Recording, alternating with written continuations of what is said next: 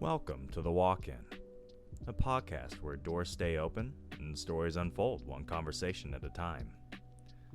Hosted by Christopher Michael Sean, author, poet, actor, and lifelong student of people and purpose. Here, you're more than just a listener. You're part of the room, part of the story. In every episode, someone sits down, breathes deep, and shares what drives them, what keeps them moving, and what keeps them dreaming.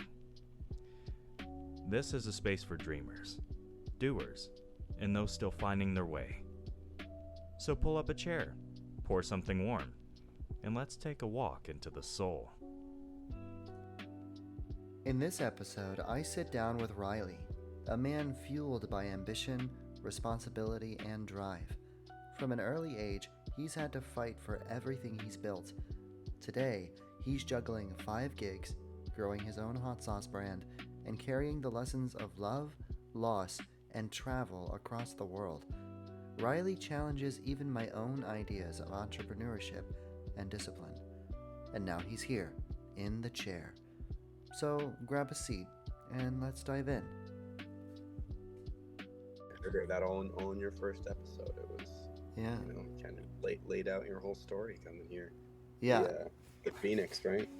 The Phoenix of Oklahoma. Yeah. I think that there is a lot of beauty in building your own kingdom as long as you don't build the walls to keep people out. The walls should be built to protect. And that's yeah. I've never put up a wall. I'm probably the most extroverted person that I know personally. yeah. In college, my first, I was that one kid that first week of college where I went door to door down to my entire freshman dorm room hall, grabbing everybody's numbers, trying to get everybody together, going right in the middle of the lunch hall and just going and sitting down with a group of random people and asking if I could eat with them. Social anxiety fears me, and that has been a huge thing that I've overcome. That's awesome. From when I was younger. Whereas a lot of people, when they see me from high school, I was a little bit more reserved, a little bit more kept to myself, a little bit of a teacher's pet as well. That was me, bro. So, yeah. Yeah. So coming out of that and just kind of defining who I wanted to be and how I wanted to show myself out to the world has helped me, do some great things as a 22-year-old. Exactly. Yeah. And that's powerful, bro. It is, because it's like, it's so similar to my story. Your story is it's reminiscent of mine, in a lot of ways. That's why I love it so much. Because going through high school and stuff, I was definitely introverted. I didn't want to talk to anyone. I didn't want to know anyone. I was very much so the emo, quiet kid, the weird kid, the nerd, whatever. I think it was my senior year that I started coming out more extroverted a little bit, and then into college was a little bit more, but really my extrovertedness happened this last year. There's been a lot of growth this last year, and there's been a lot of one of my mantras is literally, well, Chris, you dropped everything and came to New York, so what's the worst that could happen if you go up and talk to this person, or if you go over and do that, or if you handle it this way? So that's what's helped me be more outgoing, is literally going, well, what's the worst that could happen? I dropped everything and came to New York, and that was easily the most terrifying thing in my life. So if I can do that, I can definitely do this other stuff too. And I think that the biggest thing for me too that I worked on, whereas I kind of you have a mantra, what's the worst that could happen? When I meet somebody new, a lot of people, what they go through their minds, oh, I'll never see this person again, so what matters? But I kind of go into every interaction what if I do see this person again? I want it to be a good interaction. I want it to be I want to remember their name. I want to remember their face. I remember what we talked about when we first met. And if we just so happen to have that, star aligns moment and run into that person again, I want to make sure that it was a good interaction rather than a bad one. Yeah, exactly. Yeah, and there's a lot of power in that as well, because just understanding that every interaction does matter, and putting care and love into every interaction. It's how would I want to feel in this situation, I think that's really powerful, and I'm glad that someone as wise as you is also grounded in that way. Because you are very wise. You're a very wise guy. Like, not a wise guy, but you know what I mean. Yeah, Uh, I get you. yeah. New So, York's coming a little bit too hot in here. right. No, exactly, exactly. So I know you told me a little bit about like kind of like your origin story era, kind of like how mine's like super dramatic. And you told me like the ifs, the a little bit of it, but I was wondering if you wanted to go into more detail about like, Ireland and the hot sauce and all of that fun stuff. Yeah. So I guess where we'll start is before I left for Ireland. I know you I told you a little bit about we were talking about these crazy excuse my French, girls. And the most traumatic experience in my life I feel was with this one, and it actually led me to it set me on the right path to find like the love of my life here that I met in Ireland. But the most crazy relationship I was ever in um, was with this one girl that I met at college, and she was an awful human being. She did something called a love bomb, which I'm not I wasn't equipped to deal with. I thought I was a little bit more, you know, wise and a little bit more alert and knowing that that's what was happening, but she slipped right through the cracks, and got to me, and then started taking advantage of me like a dark empath. So using my empathy as a punching bag Mm. to take out all of her stress. And the way that relationship ended was a fiery one. I had gone away on a boys' trip up to Montreal, and I had missed her, and I had gotten us matching hoodies from Montreal, some of her favorite chocolates from Montreal, and other knickknacks and things of that nature. And I left the trip 2 days early to come back and surprise her back at her house. And as I'm driving back No, to her no. house, I, I was in my convertible, and I was about a half mile down the road from her house, and I ended up hitting a deer. Deer jumped out in front of me. I was, I get it. I was going a bit fast. I was probably going around 80 miles an hour in a 55-mile-an-hour zone. The deer hit the front of my car and went over the top of the car and sprayed blood all over me, all over the inside of my car, and just very traumatic experience. I got out of the car. I looked at the damage. I saw that it was really only damage to the the the hood and to the headlight that its feet had just hit, and then it went flying over the top of the car.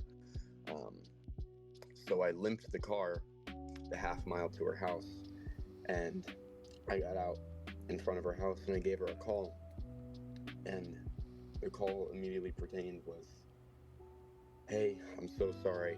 I really meant to surprise you with, you know, with these things, and I came home early because I missed you.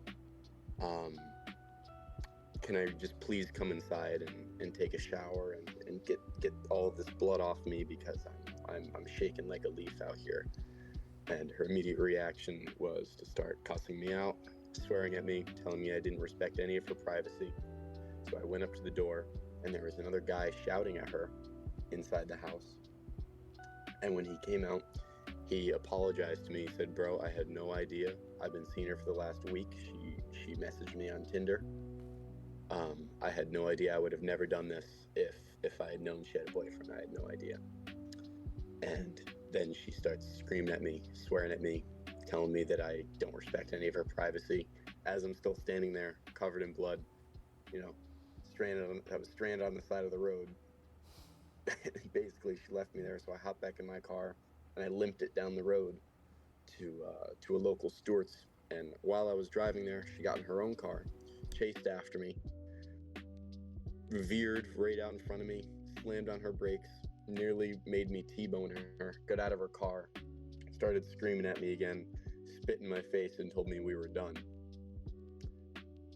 So I backed up, drove around, got back to that Stewart's, and, called my mother to see if she could use her AAA to get me a tow truck and get me home, or to bring me some tools so I could try to fix the car and at least limp it the rest of the way home.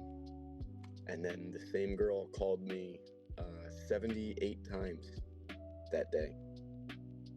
I didn't respond to a single one. After all of that, I blocked her number, never talked to her again. And that was about 6 months before I left for Ireland, and I had given up on even trying to date women the entire time. Wow. I'd given up. I'd given up completely on anybody my age. In college, I had the worst ideas and the worst kind of representations. You know, my first relationship, I dated a girl for 5 years, and she ended up cheating on me with a lesbian for 6 months behind my back.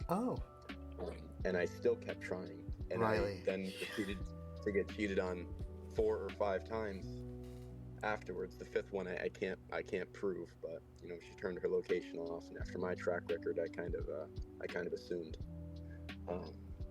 After that last one, I gave up because a lot of people probably listening will probably say, "Hey, what the hell is wrong with this guy?" No, they're gonna agree with you, bro. Any normal, especially the guys, they're on your side, bro, for sure. I was attracted to the crazy ones, right? I had always been attracted to fixer-uppers, and I had always gotten I can fix her. With those ones, rather than waiting for the right one to come around and pursuing it the right way. And then I gave them everything I wanted to give way too early on, because you know, all my life I've seen my mother have plenty of, you know, issues with dating, and I just wanted to treat somebody how I wished that somebody would have treated my mother growing up. You know, that's my biggest, you know, motivator for how I treat women now. That's exactly how I am too, bro. And honestly, it's the most honorable path too, is just trying to treat someone the way your mom should have been treated. Mm-hmm. And then I got to Ireland and had a wonderful time there. So real quick, friends. What motivated you to go to Ireland? Because so the breakup happened, the gas station happened, you know, I'm assuming you got home, you washed yourself off, or you immediately just like, oh, you know what, let's go to Ireland, let's go in the land of the Dublin that beer. plan was set in motion far before I left. That was set in motion when I initially went to college for theoretical astrophysics when I went to Binghamton for a semester. And I left Binghamton because I realized I didn't want to be a teacher, and I didn't want to put all of my eggs in one basket, because 95% of people with astrophysics degrees don't get a job in astrophysics, they get a job in teaching. So I didn't want to get a degree or a PhD in something that I wasn't even going to use. So I had an interest in business, and I transferred to UAlbany, who has the best business program out of the SUNY system. And when I made my first schedule that first semester sophomore year, I was like, you know what? I told my advisor I want to build my schedule so that I'm able to study abroad at least one semester during my college experience. So I did, and I did it my very last semester, senior year. I had only taken a couple classes. There were a couple gen eds that I had left to fill. And I had the time of my life when I was over there. I wanted to stay somewhere that spoke English, and I'm Irish myself. My full name is Riley Curran Cusack. Curran in Gaelic stands for dagger. That was my dad's contribution to my name, which is pretty cool. I didn't realize that until I actually got to Ireland, and I did research into my full name. So I did some research into my family lineage, and I'm related to Robert the Bruce, which is like a Scottish king. So I suppose we're supposed to hate each other. We could hate each other. I also further back before Robert the Bruce, I do have Irish blood too, and I thought that was pretty cool. Yeah, there was some intermingling there. Great grandma got around, you know. Yeah, she did, bro. Actually, it's funny because I'm in relation, like, obviously Robert the Bruce's son didn't have any legitimate kids. I'm related to Robert the Bruce's daughter, so great grandma did get around if you think about it. Yes. anyways, so you got to Ireland, you were doing school abroad, and then you. Yep. I had a couple, I had met a bunch of friends. I was going out. The big thing to do in Ireland is to drink. So I wasn't that heavy of a drinker really. So I got into it a little bit. Had some fun while I was over there, did well in the schooling, took a bunch of gen eds, some easy classes, even though that the way that Irish schooling is set up is they give you this false sense of security in the beginning, because all of the finals are worth 70 to 80% of the overall grade in the class. So if you pass or fail the final, you pass or fail the class. So you could skip class or go to however many classes you needed to, and you had this false sense of security, like, oh my God, I have, an 100 in this class because I've shown up to every class and done every group activity. But not the case when it comes down to the study sessions to get ready for the finals, and the finals were very stressful. But along the way, I had a negotiations class, in the business school there in Ireland, and there was this girl in the class that I had never, I was very focused on the class itself. I never noticed her in the class. I didn't really notice people in my class because I wasn't essentially looking for that at all, until I got into this group negotiation with a girl named Brooke, and she's the girl that I'm with now. It was almost magical how we kind of met. We were in that negotiations class, and she kept looking at me. I kept looking at her. We kept making eye contact. And we were going at it because we were the two people that were speaking in the first debate, while the other two people on our teams were just recording and listening in, whereas we were the main speakers. So we were battling it out. And by the end of the first class, she had come and sat next to me when we went back out into the main room from our group rooms, and we didn't say a word. I had, for the first time in a very long time, I had taken an interest in somebody, and I had, she had her one leg crossed over the other and arms crossed, so I crossed my leg and crossed my arms, and then she uncrossed her arms and sat on her hands, so I uncrossed my arms and sat on my hands.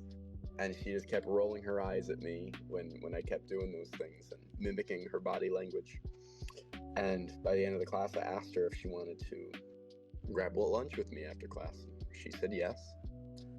We had gone and, grabbed lunch, and it ended up turning into a 12-hour-long first date. Okay, 12 hours is kind of wild. Yeah, we had just talked and talked and talked, and over that lunch, we both had essentially said we had both never skipped a class yet, and I invited her. I said, "Hey, do you have any other classes today?" And she said, "Yeah, I have one at 3 that I actually need to go to here pretty soon." And I said, "I also have one at 3. Do you want to be a little bit rebellious with me and both skip our classes and go to the National Gallery of Ireland together? And we can walk around, because I know you started out as an art major, you told me, so let's go look at some art." So we both skipped our class, and we went down to the National Gallery, and we walked around and looked at all the paintings there.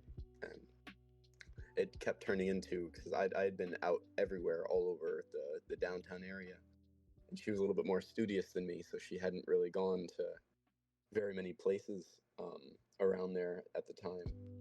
And the one line that kept working on her was, "I know a spot, I know a spot, I know a spot." So I kept bringing her to place after place after place and showing her around, until eventually I walked her to her friends who were out at a bar that night. Later on, made sure she got there safe, and after that, we haven't really spent a day apart until we had a little hiccup in our relationship really early on, where she really values herself and respects herself as a person, and she didn't know if she was ready to get into another relationship, so she had broken things off with me out of the blue for me, and I was heartbroken, because I thought that I had lost somebody who I had just, for the first time in a long time, felt a real connection with. And she had slept over in my room a couple times, and I couldn't go back into my own room for like the next 3 days, because I was so upset, and it reminded me of her when I went in there, and it just demolished me. So another big part of my life that I've done is I'm a rock climber, so I climb quite a few mountains, and indoor locations and things of that nature. And I fell in love with the sport. And there was a local gym in Ireland, which I had gone to previously, but I started spending 6 to 7 hours a day in that rock climbing gym and just climbing out my grief a little bit. And that had escalated to the point where I was like, okay, I don't want to be around anybody else right now. I don't want to be putting this bad energy into the world. So I took a trip out. I took 3 buses and then this small little shuttle service, and I got out to the middle of nowhere in Ireland to a place called Wicklow Mountain.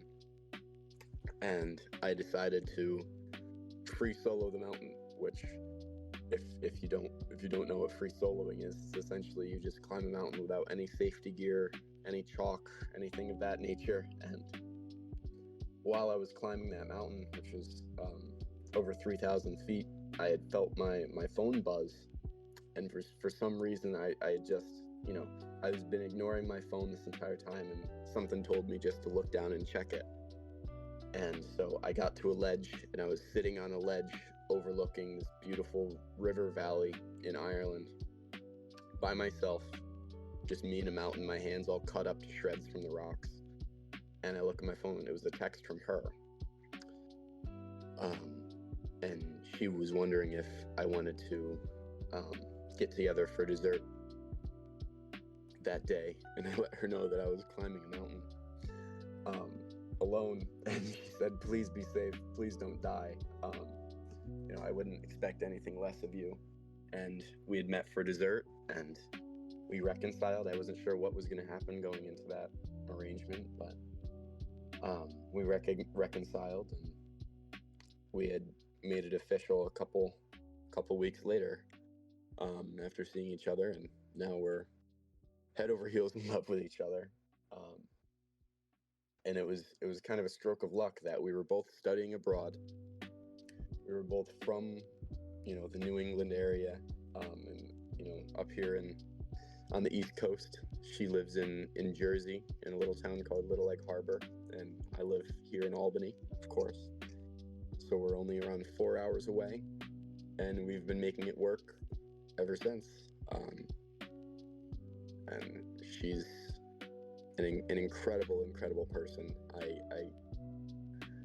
I don't know where to begin with her. There's just so much that I want to express. I'm so proud, and I'm so happy, and I'm so in love with her. It's the greatest blessing from God that I could have gotten. She's like my world now, and she's my soldier, helping me along on all my missions and all my little side quests. She's there through thick and thin for every single one. So that's awesome. Yeah, that's incredible. I think that there's so much to learn from that story. I don't even know where to start. I think that you're wrong.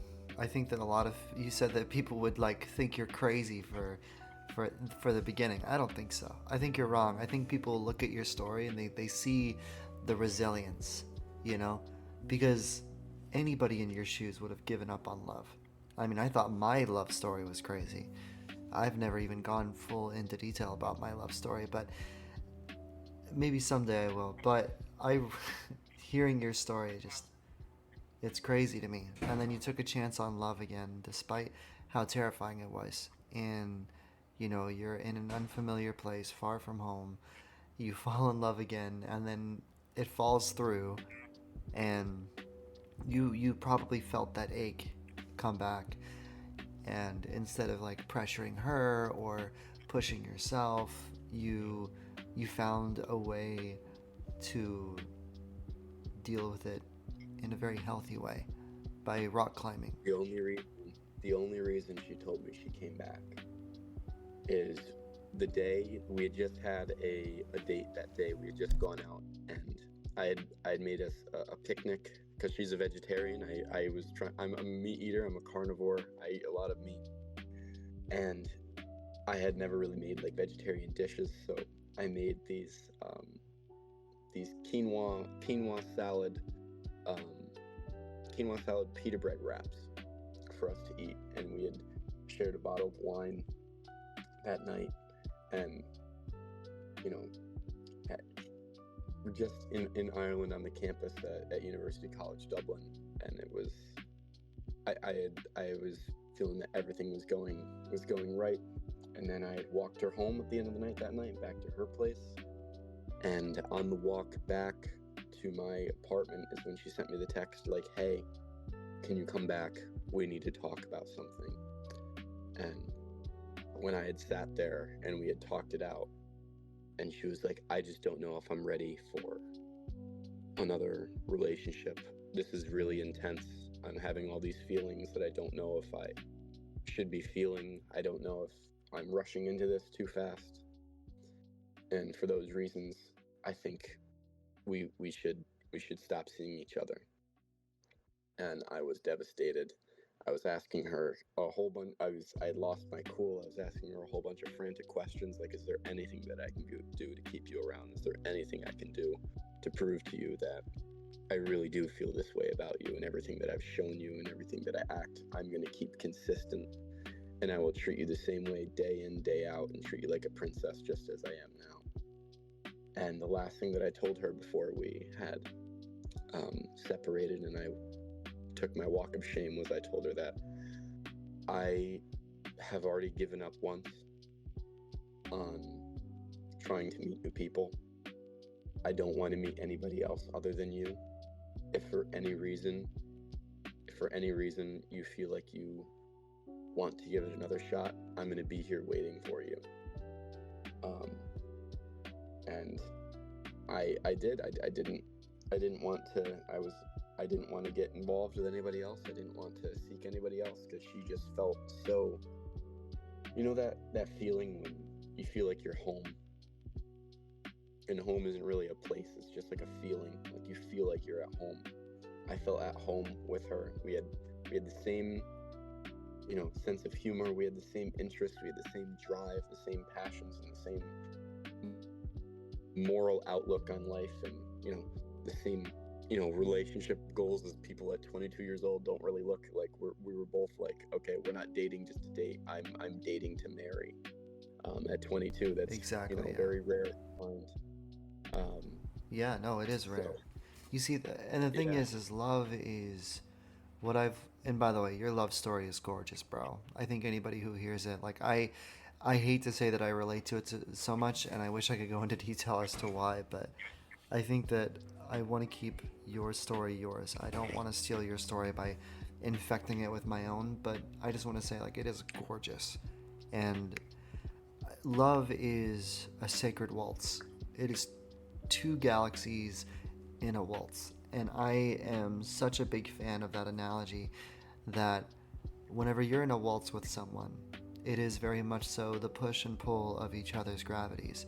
And each of you has your planets that, sometimes they collide, sometimes they don't. Sometimes she'll pull back and you'll push forward, sometimes you'll pull back, she'll push forward. That's why it's a waltz. You're dancing together, even if you're not in the same room. Even if you take a couple days off, or a week, or a month, it's a dance, it's a waltz. And I think that you've treated love with the honor and the respect that it deserves. And I do also believe, I'm a strong believer that souls do recognize each other. And I think your soul and her soul, I think they did recognize each other. I think the universe put you two together. It wasn't coincidence. I think it was aligned. I think the universe aligned to put you two beautiful souls together. And even if 10, 20 years down the line, things break apart, there's another mantra that I go by, and this one was actually given to me by my friend Kit Kat, and it's that love isn't beautiful because it lasted forever. It's beautiful because it happened. So that's what got rid of my anxiety, because for a long time I've been worried about love and worried about everything, but knowing that love is beautiful because it's happening has made everything so much easier. because I'm not worrying about tomorrow. I'm just happy to be here today. And I'm happy for you, bro. I'm so glad that you've got someone that makes you feel like home. I think every man, every woman deserves someone like that makes them feel like home. And I hope it lasts forever, honestly. I really do. Um, what I'm curious about now is, how did this evolve into hot sauce and demand hot Yeah, sauce? I was just about to say, if you wanted to shift gears here No, into listen, I demand could hot do sauce. a whole episode on ex-wives. I could do a whole episode on how dating abroad is probably the best thing ever. And I could probably go even further and be like, listen, man, love is crazy. But this hot sauce, I'm It is. excited to try this hot sauce. So tell me the story of this hot sauce, bro. So it kind of goes in junction with the story that's already been told, where I went from Binghamton to UAlbany, and I decided to be a business major. And me being an applicative person and liking to have something to mirror what I was learning, there's a lot of shade that gets thrown at business majors. Like, we all just sit there and color in coloring books and, take our little economics courses and then get our degree. You mean that's not what I mean, business majors do? no, it's not. I'm just kidding. There's yeah, the business school at UAlbany is phenomenal, and I met some really phenomenal people through it. But I went into it thinking, okay, if I'm going to study business, I want to have something to turn business into, right? I want to have something to relate it to. So I've this is it's a very personal thing for me, because one, I've had acid reflux all my life, and just recently my symptoms have gone away, so I've been able to enjoy hot sauce like a normal person again. And I'm making up for the first 18 years of my life where I couldn't enjoy it. Okay, first of all, we're gonna have to have a And conversation about that sometime, because I have such bad acid reflux. It's insane. the only thing that gets it now is chocolate and lemonade. That's it. Chocolate I and have all the hot sauce I want and not have any acid reflux. But I can say mine has calmed the down a other bit too, which is really nice. Like, yeah, I've been very careful with my stomach, so.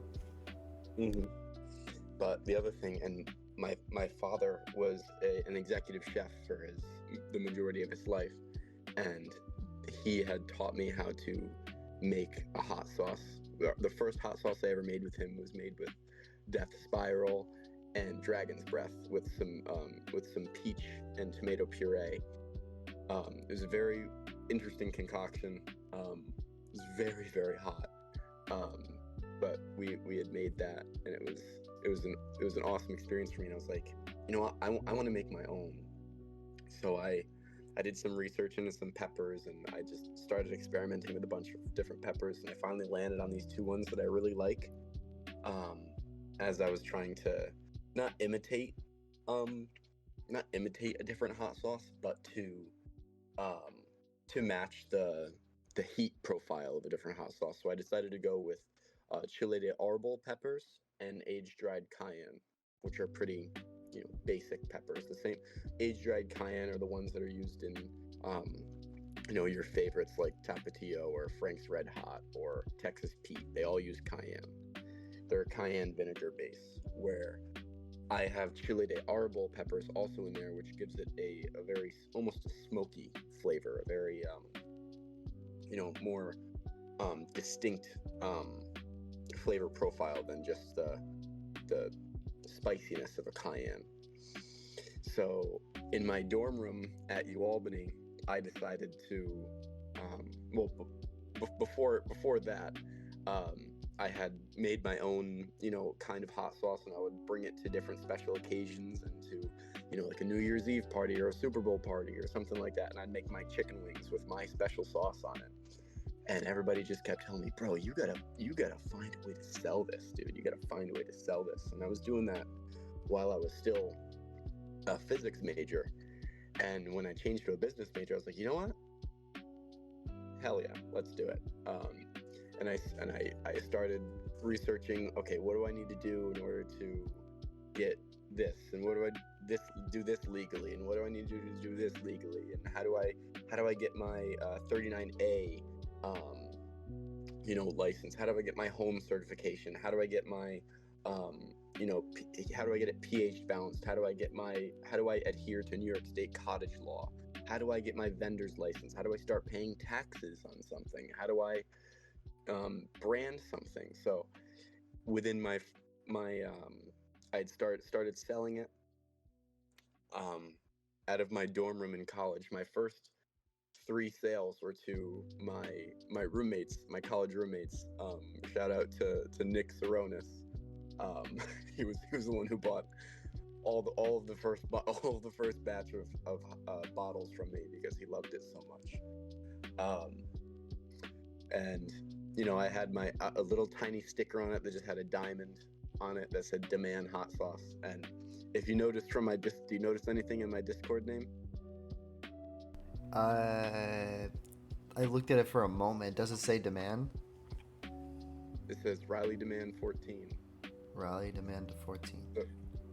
So the way I came up with the name of the hot sauce brand is when I first started playing Xbox at 14 years old. My gamer tag I made for myself was Riley Demand 14. And Okay. that's where the name Demand Hot Sauce comes from, is a little homage to my Xbox gamer tag from when I was a kid. I don't think I could use my gamer tag. My gamer tag was Ghost Rider KD35. Yeah. Do you know what KD35 is? Kill to death ratio? Nah, Kevin Durant is Oklahoma City Thunder basketball player, but he left the league a couple years after I made the gamer tag, and I've never changed it. So everyone's like, what is KD35? I'm like, a disappointment. That's what it is, a fucking traitor. This hot sauce looks intense, bro. I'm not gonna lie. I love the label. It's got this guy in a suit walking forward. They got the. I'm gonna get into it. Yeah. Sorry. Go ahead. Yeah. The way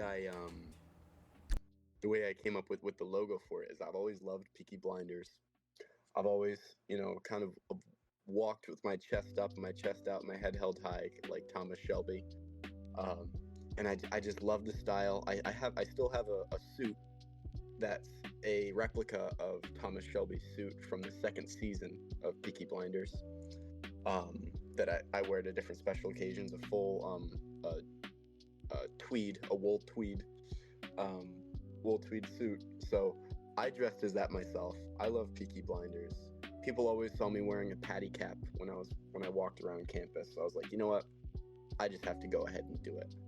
So I loaded up ChatGPT and DALL-E through ChatGPT, and I had commissioned somebody to do some artwork for me, and do a basic rendition of it, of what I wanted, and kind of drew like Thomas Shelby with or not Thomas Shelby, but like a faceless man in a cap with Thomas Shelby's sort of persona in an image walking on a cobblestone path. And the drawing I could not use as a logo. It was made with pencil. It was crude. It looked great for a pencil drawing, but it wasn't up to the standard that a professional logo should look like. So I threw that image, I threw some font onto it. I threw that image into ChatGPT and I said, hey, make this look awesome, right? And I probably sat there for 4 hours, and an accumulative 4 hours after for 4 days straight running out of prompts to ask ChatGPT, when it was like ChatGPT 3, I think, when you only had a limited amount where you could ask 3.5, which is what DALL-E was. So the amount of times you could have it render an image, you were limited to on a 24-hour basis. So after 4 days of constantly redoing it over and over and over again, and then doing some editing myself, like putting in the little black outline and the font on there, and everything that you see on it, I designed myself through AI, which is pretty freaking cool. To say that. No, that's incredible. That's my work. That's my work on there. No, because here's the thing, man. Like a lot of people get mad if you use AI, but the thing is if you use it as a tool, that it's not a crutch, it's a tool. right? So if you use it to do everything, like, okay, then you're using it as a crutch. But if you're like, hey, I already have this idea, I already have this motivation, let me throw it at AI to use AI pretty much as like a pencil sharpener. You have the It's a pencil. tool. Yeah, that's Exactly. The future is ChatGPT is AI. just, yeah. Yeah. Honestly, I think you're gonna love. By the time this podcast episode comes out, it'll be in October. Um, so I know I know that sounds really late, but you're gonna understand why. In September, there are gonna be 5 episodes, and a lot of them are about AI. And I would love for you to run through that because let me tell you, it's some pretty cool stuff. It's some pretty cool stuff. Um, but yeah, I think that it is a tool that we can absolutely use. I love this label, bro. I was thinking Peaky Blinders. I love Peaky Blinders. I love the industrial look. Um, one of my first accents that I ever did was an Irish accent, which I'm a little rusty on now. Um, but it Oh, was you one need of to my do it a little bit less now. You need to do right. it a little less. Need- So when I I, went to the I need to be Dublin, doing it a little bit less. You said. yeah, a Dublin accent doesn't have it. It's almost like you're speaking and you're giving a little twinge to it. But if you want to get into County Cork and you want to get into it a little bit more, then you get the Irish accent comes out. Like I'm actually Irish from Cork, and then you start That's good. being able to understand what you're saying. It's Whereas been the people in a Dublin, they sound like they're speaking English just with a little twang. That's it. it's been about 2 years since I used an Irish accent. On my voices profile, I still have it as like one of the available voices. Mm-hmm. Excuse me, someone can like pay me for. So like someone can Yep. hire me on the website, and I would be able to do it. But anyways, but You'll yeah, never get me I Lucky Charms. huh? You'll never get me Lucky Charms. You'll never get me Lucky Charms. Don't ever say that. If No, you I ever know, go I to know, I Ireland, know. don't do two things. Don't No. ever say that, and don't ever ask for an Irish car bomb at Okay. a pub. Okay. Okay, that's an American thing. That's not an Irish thing. They will get very upset with you and throw you out of their pub if you ask for an Irish car bomb. Yes, sir. All right. Thank you. Because I remember it was the first character I ever made for, like, his name was Thomas James Ferguson. And even though Ferguson isn't an Irish last name, that was the name that I gave. And so I wrote a whole book about him. There's a whole book that I haven't published yet. And it's like a detective novel. And that's whenever I see this picture, I see Thomas Ferguson. Like, this is exactly like the way he dresses, the cap that he has in this picture is exactly what Ferguson wears in the book. It's from his father. He drives a like an '89 Chevy. It's really good. Like, once the book is out, I think you'll love it. I think it'll hopefully you'll enjoy it. But anyways, enough about me, bro. I'm gonna try this hot sauce. Is that cool with you? I'm gonna open this up. So yeah, while you're trying it, I'll go into that flavor profile of what you should be expecting from Okay. If it tastes like crap, I'm gonna let you know. I'm just kidding. Please do. Please do. I've not got really any bad reviews just yet, so go for it. But what you should be expecting when you first try it is a honey hot sauce. So I've made it for the everyday person. It has the bite that a hot sauce should have when you initially try it. It's gonna have that heat. You're gonna get hit with that heat, but immediately it's gonna begin to cool off. That's due to the antioxidants within the honey, the antioxidants within the butter itself. It's very neutral. So adding in something basic like butter, as well as anchovy paste, as you've seen on the edge, which comes from Worcestershire sauce. That Worcestershire sauce also acts as a cutting agent to neutralize the capsaicin in those peppers. So you get hit with the capsaicin, but immediately it starts to get neutralized by those other ingredients in there. Okay. I have a couple complaints. Mm-hmm. My first one is that you're not selling this hot sauce the way you should, because this bitch is definitely worth $20, not 8. This is really good. This is really good hot sauce. This is easily the best hot sauce I've ever had. And I'm from the South. This is what I was telling you before. We take our hot sauce and we take our chili very seriously. If you go to the South and you like insult someone's hot sauce, you're in for some trouble, let me tell you. I really I want to buy a couple of bottles and just take them to Oklahoma with me if I can afford it, because right now I can't. But Of course. whenever I can, or at the very least, I'll take this bottle and I'm gonna share it with some people, because let me tell you, I'm gonna try to get you some marketing from Oklahoma, because there's some families down there that they're crazy about hot sauce down there, man. This is actually really good. Mm. I've that's the 7th generation that I've rectified from it. 7th generation of that same iteration of those peppers and that mix, just getting it just perfect, the right amount of stewing time, the right amount of spices that are going into it, the right amount of cutting agents compared to the capsaicin and the peppers. Adding in a sugar bath, so after the peppers go into the stew, which is a stew in apple cider vinegar for 6 days, they then come out, and in the same way as you put your phone in a bunch of dry rice in order to draw out all that water from the phone. I put the peppers into a sugar bath, so essentially just a bunch of dry sugar, which the peppers sit in, and it extracts all that vinegar and takes away as much of that vinegary like tartness from it, and leaves it just with the flavor of the sauce itself, the flavor of the pepper, not the vinegar that was used to make the pepper into a fermented pepper. Okay. So, what's your plan now, Mr. Hot Sauce Guy? You're an ambitious individual, and So I think you're a lot like me. You've probably got a plan. I've just recently switched my game plan with this, because before I was in 4 different stores in Albany. I'm still going to continue to be in 4 different stores around Albany, but I've shifted my marketing towards food trucks, and I'm able to keep up with their demand a lot more, and they're a little bit more steady for me. The first food truck I ever sold to, it's the Bueno Comida food truck with Gabriel, awesome dude. He's here in Guilderland. Every Thursday, he's outside the Albany Beverage Center. He makes the best frickin' tacos. He was the first one to sponsor my hot sauce, and I've grown to about 5 different food trucks now since then. So continuing down that path, the whole purpose of the hot sauce business was to prepare me for a new business when I get out of college.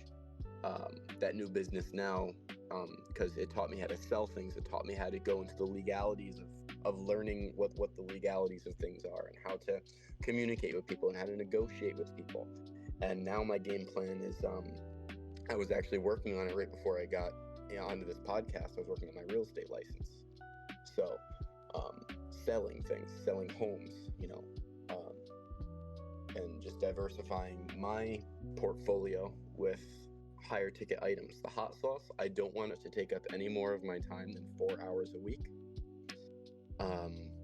As I'm trying to work on these other things in my life, and I want to keep it at a point where I'm not slaving away, and where I don't have to hire anybody else, because I want to keep the profits to myself.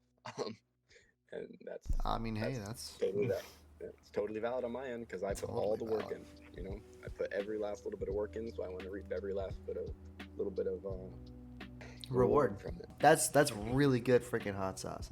Listen, man, your story is nothing short of inspiring and motivational, and I mean from beginning to end, you have a story that, in my opinion, transcends my own.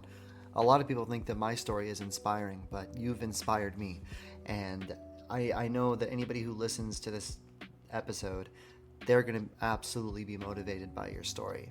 The resilience, the ambition, every bit of it, And I think that whenever it comes down to it, your story is a lot of, no matter how many times you get knocked down, you're going to get back up, and you're going to be stronger because of it. And that is the definition of resilience. And I just hope you take that. I hope you take that into every chapter in the future. And I hope that hopefully, if my podcast ever kicks off, I hope this is one of the episodes that really helps you, not just your brand, but you as an individual, because you are an incredible guy. I could tell that the moment we met. that you know, with your energy and your ambition and everything. And I want to thank you for coming and talking to me and telling Of me your course. story. And I mean, as much as it might be heartbreaking to go through it a bunch of times, I think it is incredible, and I really do appreciate you for stopping in. And before we close it off, is there anything that you want to say? Is there anything you want to leave the world with, so to speak? You know, there's plenty of people out there that are all working on their own things and doing their own things, and they want to make it seem like they're doing everything in the whole world, and make it seem like they're the most successful person. I don't view myself as, you know, the end all be all or the most inspiring person that's out there. That's just my path and what I want to work towards. And I don't want anybody to ever compare themselves to anybody else. One of the biggest things that has helped me in my life's journey was eliminating all social media from my life. About 2 years ago is when I finally deleted the last piece of social media, and I've been the most free. I've been the most energetic. I've had better relationships with my friends and family since then. You know, I feel like in this world, everybody, here in New York especially, everybody compares themselves to the the doings of other people and their accomplishments and their goals and what their friends are doing and what their parents' kids are doing, and you know, what other parents' kids are doing, and things in that nature. Just try to eliminate unnecessary sources of comparison from your life and surround yourself with people who are positive and only want to help you with your goals, and don't try to compare themselves to where you're at in your journey and take away from your own satisfaction in your own life, because it'll rob you of every ounce of happiness that you have. This conversation with Riley was all about growth, about ambition, drive, and the courage to strip away distractions so you can focus on what truly matters: family, purpose, blessings, the things that carry us forward. And I'll be honest, his hot sauce? Life-changing. Riley's story reminded me that success isn't just about the grind. It's about honoring where we've been, who we're becoming. Thank you, Riley, for walking in with us today, for sharing your story, your troubles, your sorrow, and your ambition, for reminding us what success means. I'm your new Yoki host, and this has been Soul State, Riley Demand.